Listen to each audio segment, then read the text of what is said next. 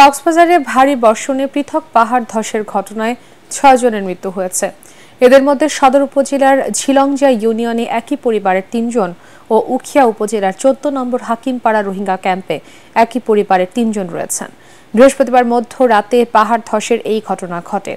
কক্সবাজার প্রতিনিধি মোয়াজ্জেম হোসেন শাকিলের রিপোর্ট, জানাচ্ছেন ফারহিন ইসলাম টুম্পা।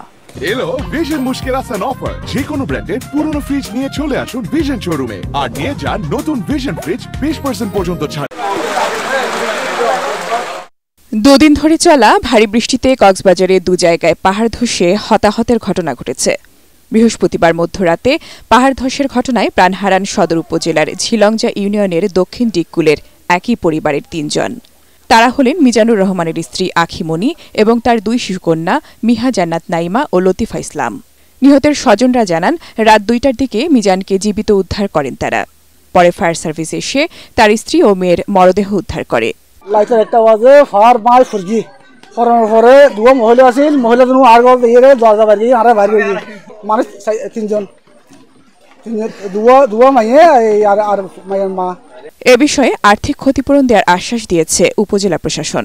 আমরা উপজেলা প্রশাসন সদরের পক্ষ থেকে আর্থিক অনুদান দিব, সরকারি অনুদান যেটা। আমরা তাদেরকে মাইকিং এর মাধ্যমে সচেতন করছি যে যারা যারা পাহাড় ধসের ঝুঁকিতে আছেন তারা যেন নিরাপদ আশ্রয়ে চলে যান। অন্যদিকে উখিয়া 14 নম্বর হাকিমপাড়া রোহিঙ্গা ক্যাম্পের ই2 ব্লকে পাহাড় ধসে একই পরিবারের 3 জনের মৃত্যু হয়েছে। তারা হলেন আব্দুর রহিম, আব্দুল হাফিজ ও Abdul Wahed. Bureau report, ATN Bangla.